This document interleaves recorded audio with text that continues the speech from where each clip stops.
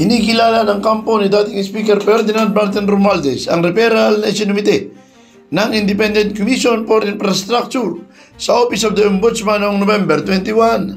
Sa naturang referral, taas ang sinabi ng ICI na walang anumang findings sa konklusyon na guilty o may pananagutan si dating Speaker Romualdez.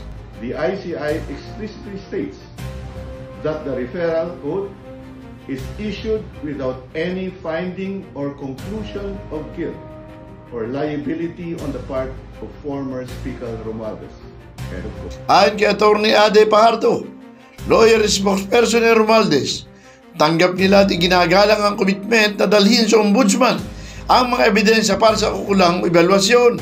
Ang referral umano ay naglalaman ng lahat ng ebidensya na naipresenta na ni dating Speaker Romualdez sa kanyang sinumpang salaysay, kompletong transcripts at ang buong audio-video recording ng kanyang voluntaryong pagdalo sa komisyon noong October 14.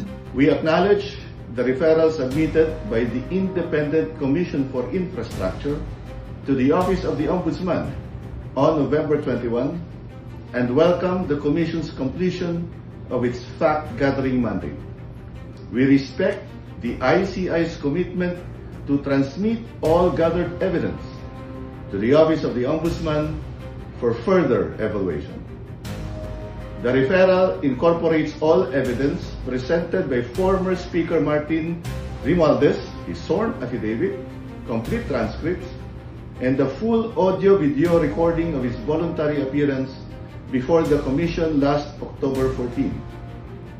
Sinabi pa ni Atty. Pajardo ng tiwala sila na gagampanan ng ombudsman ang kanilang constitutional role bilang tanging tanggapan na may kapangyarihan na magdetermina ng pananagutan. Tiwala rin ito na magsasagawa ang ombudsman ng independente, lubos at objective review ng mga isinumiteng ebidensya. We trust that the ombudsman will conduct an independent, thorough, and objective review of the evidence submitted. From the outset, we have consistently maintained that a fair and complete assessment of the record will reflect the truth. Idinagdag pa ni Pajardo na simula pa lamang ay matatag nilang pinapanatili ang patas at kumpletong assessment ng mga record para mapalitaw ang katotohanan.